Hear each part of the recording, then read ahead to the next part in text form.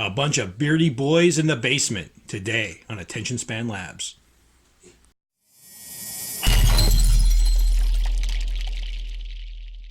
Hello and welcome to another episode of Attention Span Labs. I'm your host, Mike, and joining me tonight is my wife, Shell Presto. Howdy. And also my friend, Russ. Hello. And today we're going to be talking about a few misconceptions that seem to prevail upon the younger generation of gamers that are sort of getting into tabletop gaming for the first time. Probably they've been introduced to the concept through nostalgic pop culture like Stranger Things, where they've watched, what's that show called? Critical Role, something like that. And they're getting into the wider world of RPGs and wargaming, and maybe even somewhat late in life in their 20s, even their 30s. And they really, they really pissed me off. And a lot of this goes back to a video that came out recently. And when I say recently, I mean a month ago, because we're behind the times here at Attention Span Labs. But there was a BBC 1 minute opinion piece that I alluded to in the opening to the video, where a swollen, homely albino woman with rosacea opines that D&D is not just for beardy boys in the basement anymore. It's not just for geeks and nerds and other assorted subhuman trash, that it's still okay to mock and condescend to. It's for everybody. It's for winners like her. And this bothers me less for the insulting condescension towards the nerd group who, while simultaneously being co-opted by mainstream culture and being pushed out of their traditional reserves, pushed back to the basement, so to speak, while their former homes of the comic book store, the game convention are all being taken over by these hipster, elitist, social justice activists and Who are trying to take over things precisely because they were uncool by their standards. Right, and of course the celebrity group who's just trying to latch on to something to make them seem different. You know, the whole Big Bang Theory nonsense. That bothers me, and we'll talk about that a bit. But what really bothers me, and the primary topic of this video, is this idea that you shouldn't play games like in the basement, and you shouldn't be with nerds to play this game. You should play with cool people and game stores, and probably with a professional game master that you pay for. And that is, I'm sorry to say, the complete antithesis of gaming. Now, I apologize in advance if you used to tuning into my videos and used to saying terrain, or I'm going to page through a book or something like that. This is going to be a lot more opinionated, probably a bit more ranty and bitchy than usual. But I think it's time to bite back on this, because in fact I will argue that in some loner's basement is exactly the place that you should be playing your tabletop role-playing games and war games. And I want to fight back against this idea that that prevails now, that this is a domain for corporate controlled, closely manufactured media events like Critical Role. It's not. We have this group of gamers coming up now that are disgusted with every game master they play with because they just can't measure up to Matt Mercer, or they show up to a group maybe that's been playing Dungeons and Dragons for 20 years, and they're upset that these dedicated players aren't in costume or something like that, and they have this fear and suspicion of people who home rule their games, or GMs making adjustments, and they feel that they can only play games the way that corporate execs from Hasbro decide that they need to play their games. Hasbro is the owner of Wizards of the Coast, which now produces the world's most popular role-playing game, and that is not true. And we're going to talk about that. We're also going to talk about how this has gone into wargaming as well, particularly with Warhammer 40,000, and how you can't get people to play new army lists. There's no customization. It's all focused around tournament play, perhaps at Games Workshop controlled stores. And why all of this this sort of authority worship is bad for the hobby, it's bad for creativity, and it's bad for game enjoyment. On top of that, one of my big gripes is that it seems like the new crowd moving in wants it to be less and less like fantasy and more like modern day transplanted into a faux fantasy setting. So it's superficial veneer of fantasy over, as the RPG pundit says, 2019 Seattle. Yes. And on top of that, just the fact that it's like, oh, there's such disdain for the beardy boys in the basement. And it's like, the entire reason you can play Dungeons and Dragons is because a guy with a beard created the game in his basement with his friends. Exactly. And so, before we go into this, point out what you're seeing before you. You're seeing 3 books and a bunch of miniatures. And first, I want to mention the book in the middle, After Dark. It's a brand new edition of a somewhat older book of ours. It's the first book in our East End Irregular series about a group of teenage superheroes from Pittsburgh. And I want to just put that out there, that we do have this new edition of this book. There's some new illustrations in it. It's an awesome new cover. And it is available for purchase on Amazon, Barnes & Noble, and other fine retailers. But I was going to say, that is an important point for this video, because the best way to bite down and fight back on a culture war is to create something to add to the culture.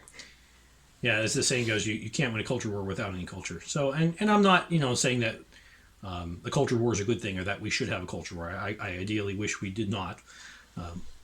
But there is a market now. There should be a market for independent creators when an increasingly corporate controlled, constantly rehashed. You don't want to see another remake of Terminator, another remake of Ghostbusters, another remake of Shudder Star Wars. Then I hope you will consider checking out the huge amount of independent creators that are making games, books, everything, and particularly us, of course, because I would certainly like to stop being a software engineer. And at the end of the day, no matter where you stand in the so-called culture war, indie creators are creating something for your taste somewhere. Seek them out and give them money instead of giant corporations. All right, enough of the commercial. The other 2 books, you can see they're Rifts Coalition Navy and GURPS Biotech. And these are here because these are actually the first RPG books I ever bought with my own money. They're not the first RPG books I ever had. That was the Marvel Superheroes basic set, circa 1990. And we'll be doing another video on that shortly. But these are here because these were published, I think, in 1997, 1996. So that was when I started getting into a more mature tabletop gaming. And you also see some Warhammer 40k miniatures in front of them, and there's some newer ones that I'm painting, and then some old, very crudely painted Ultramarines that I still had from when circa 1995. I mentioned before when I got involved, it was 94, 95 when I first got involved in Warhammer 40k 2nd edition with my friend Russ, and we actually started with Hero Quest and Battle Masters, and we got into both role-playing games and miniature wargaming really through that. And these things are here because they harken back to a different time, a time that was there. Dungeons and Dragons was, first of all, not produced by I think the largest toy company in the world. TSR, who produced it at the time, was very successful, but they were not they weren't Hasbro, and there were a lot of other companies making stuff, and some of it you could say was crude. It didn't have the polish. You could kind of see the early computer generated cover of GURPS Biotech. It's kind of laughable now, but hey, that was like high tech back in the day, and that's what the future looked like. But there and the quality was sort of all over the place, but it was fun, and you had and not to say it's not fun now, but it was less cultivated, shall we say, and everybody was doing it. Everybody was making their own stuff. And I mean, by everybody I mean individual players, individual game masters. There were always adventures. There were always pre-established game settings, but everybody made their own. Everybody had their own house rules.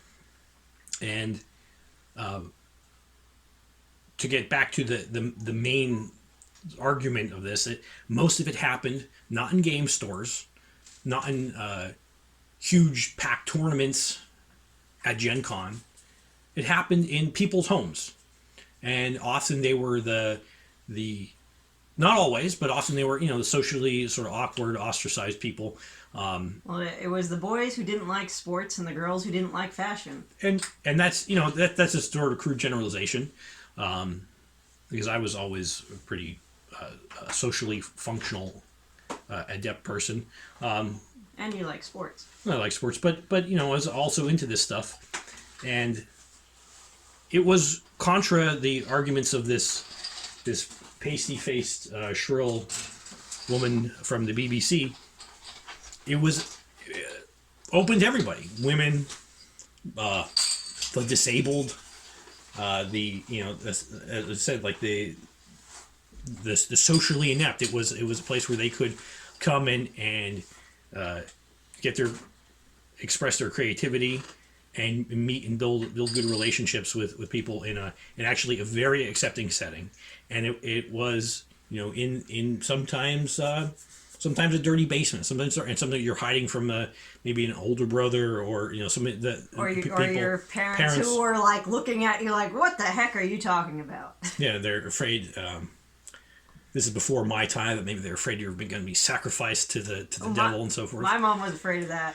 I was a girl gamer in the 90s, and my mom was like, you're playing D&D.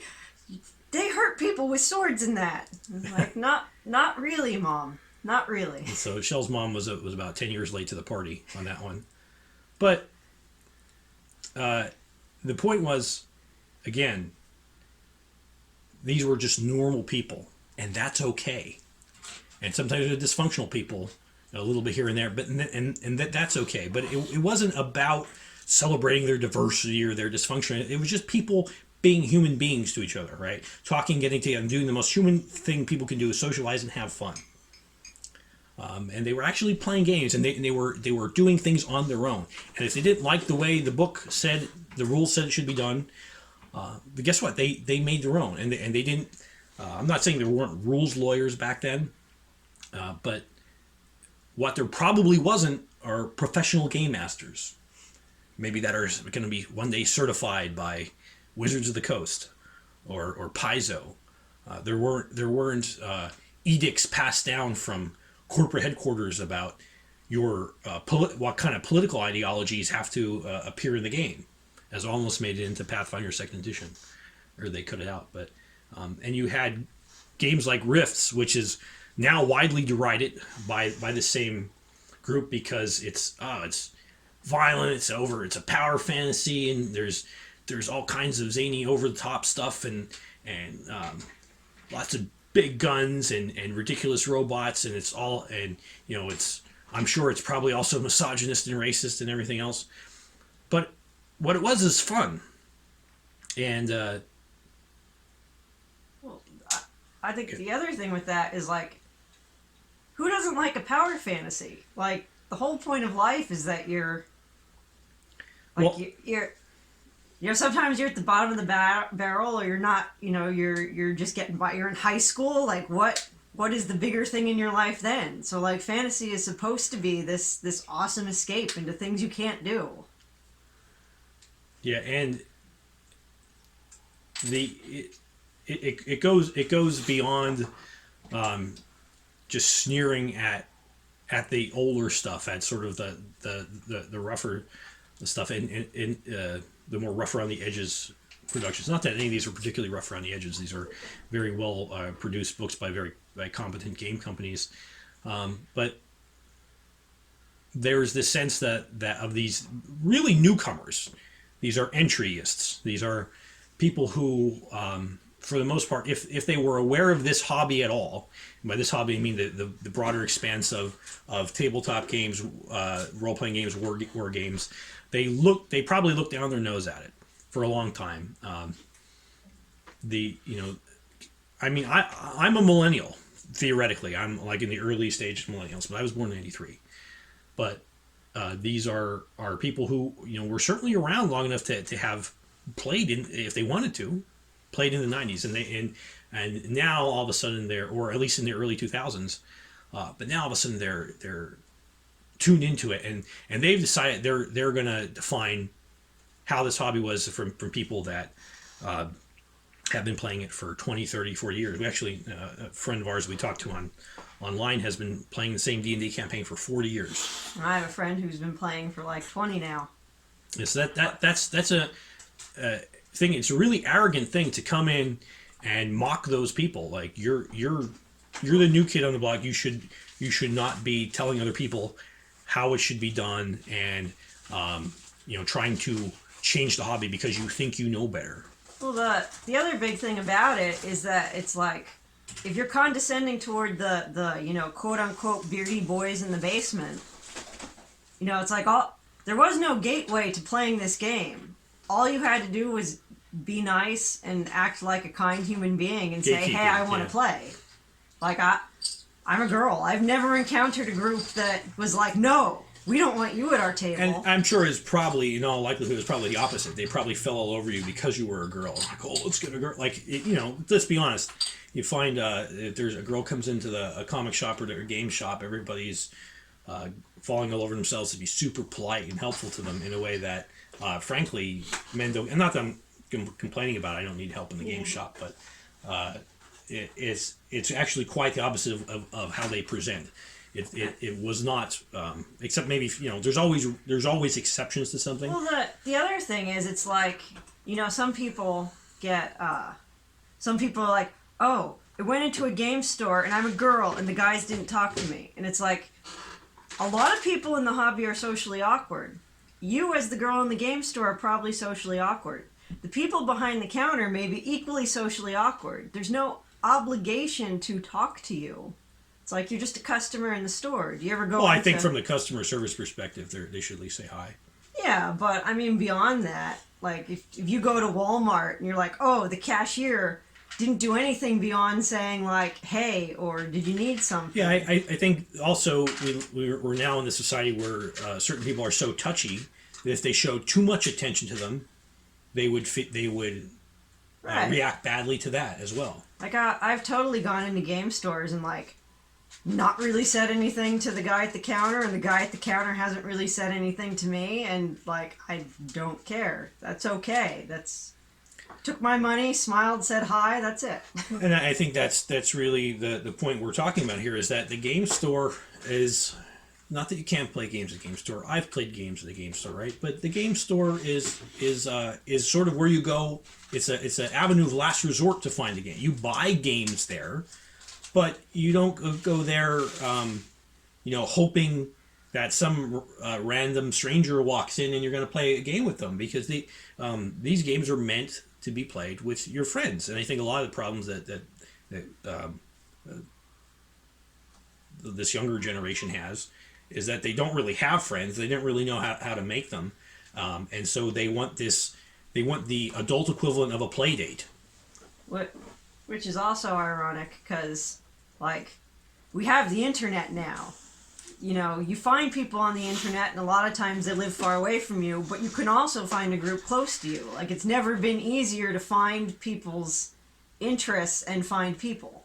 I think a lot of these people are the same kids who always were closely supervised. If they went to the playground, they were held by the hand as they went up and down the slide. You know, and I'm not talking as a 2-year-old. I'm talking as like a 12-year-old, and you know their parents closely scheduled who they met and who they played with, and now they want the same thing. They want Hasbro's certified professional game masters to run tournaments for them at Gen Con, and they want everything closely. They want everything controlled so that they can be sure that nothing's going to offend them, nothing's going to shock them. They don't want their characters to die. They want to be these incredibly powerful characters, character generation. They don't want to ever... They basically want a game experience that frankly is meaningless. Well, and the other thing is, like, they want a GM tailored to them, when in fact the GM is the hardest role you can do in an RPG, and like, you should just be thankful that someone wants to GM, because it's a lot of work. It's a ton of work. And the GM should be allowed to run the game they want, because it's also their game. Like, and you can't be afraid, like, if you really don't like the GM, you can just go find another GM. It's just supposed to be fun and hanging out with people you know. And this also now is starting to creep into war games, though to a much lesser extent. I think most war gamers are older people. They're maybe a bit more savvy. I think war gamers, as a generalization, are sort of less dysfunctional. They have a lower odds of being like socially dysfunctional than a lot of RPG players are or were, but it's all, there's also a much larger investment to get into wargaming. With role-playing game, I mean, you don't even have to read the books. You can just get into a game and you know, have some help you roll up your character and go playing. But war games, you buy rules, they're much more complicated. You have to buy miniatures and they're expensive, and you have to paint them, and then you have to build terrain and all this stuff. So there's a much higher curve, right? Wargaming is much less susceptible to entryism than tabletop role-playing games. Yet, the popular ones, like Warhammer 40,000 in particular, is becoming more dumbed down. You're trying to appeal to the more mainstream with both the rule set and their offerings. They have more monopose models. I think eventually you will start seeing them have painted models, like HeroClix, hopefully painted better. Painted with someone's elbow. Yeah. But they've also gone away from the Games Workshop itself, who's another large corporation, trying to push away from the very Wild West era of customization, and both miniature customization and army list customization. And I think Russ maybe you can comment on this too, that when we started playing in the early 90s, and I had my first website in GeoCities was Warhammer 40,000 website, and everybody had their own army list. Yeah.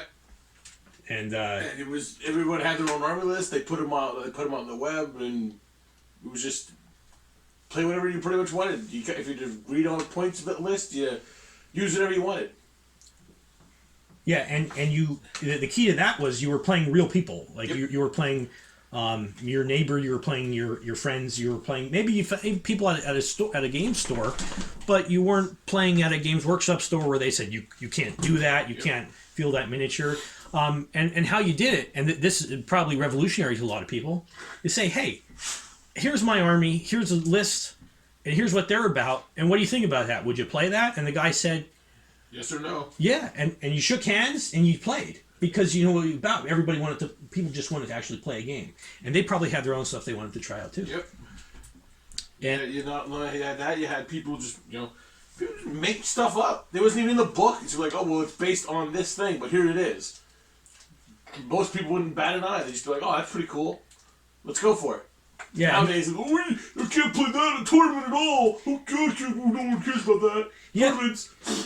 Yeah, and the... All right, this video has now become R-rated, but... Why? It wasn't getting monetized anyway. Yeah, it's touche. PG-14. So that, there's a lot to be said that this goes back to people are afraid to home rule anything. People are afraid to diverge from the rule book, and they're looking for official rulings. Again, they're looking for the adult play date, looking for the adults in this case. I need an adult. I need an adult. Some corporation stooge to come in there and say, yes, you can do. Yes, you can play this, but you can't play that. And you know what? This. Back in our day, when we first started, squats were still a thing in 40K. They were an actual army. Squats are still a thing to me, damn it. Squats are still real, damn it. But can't take my squats from me. Zoats. There was a Gene Stealer cult army list. I forgot about Zoats. And there was a Gene Stealer cult army list in 2nd edition. Yep. And we don't want anything to do with that. And then 20 years later, look, Gene Stealer cult is a new army. So it's really disingenuous and really Games Workshop. It's irritating when a company like Games Workshop will do that and say, no, you're not allowed anymore to play in Games Workshop stores with squats or with Gene Stealer cults. You can't bring a Zoat. You can't even bring, in fact, old models. As you can see, this gentleman right here, this Space Marine, has a he has a flamethrower. Okay, but in 2nd edition there were weapons called hand flamers, which was a flamethrower pistol. 3rd edition came around. Oh, nobody can have hand flamers anymore. So what was Games Workshop's response to that? Well, you'll just have to rip apart your models with the hand flamers and put different weapons on them, and that's just one example of it. Or I'm just not going to do that. And this was back in 3rd edition came out I think in '98. So this was something I think most people I think didn't do. But if you wanted to play in a tournament, if you wanted to play at an official Games Workshop store, you pretty much had to do that. Thankfully, we didn't do that. We played with our friends, and we came up with and if the rules didn't suit us, we changed them. If we wanted to do try out a different rule set. Those miniatures, we played it, and that's becoming harder and harder to find now. I have a friend, Dwayne, from MeWe, who talks about he has squats, he has original squats, and he has a squat army list. And he goes to the store, and when somebody wants to play a game, he says, "Hey, I have these squats." What? Yeah, I mean, I think people know what squats are now because Games Workshop selling them again, but just as an army. I mean, they sold like 2. Yeah, for Necromunda, but he says, "Hey, I have this squat army list. Would you mind if we played it?" And he said they universally say no. They don't have a codex. And I can hardly think of a more antisocial attitude to have for games than this idea that. Well, I mean, this also goes back to the simple fact that, like, 2nd edition, you literally could play what came in the box and never need another codex. They gave you all the information you needed to play any army. They were all the same for the most part. There was a book called the Codex Imperialis that had stats for pretty much all of the armies in the game at the time. I mean, they still had codexes that came out, but... I mean, that was for special rules and stuff, but generally, a troop... You could play a game. For the most part, was a regular ground pound troop was the same as if it was a Space Marine, an Imperial Guard. They might have had slightly different a couple different stats, yeah. Most of the weapons all pretty much worked similarly. Like, your Cardinal couldn't carry a bolter.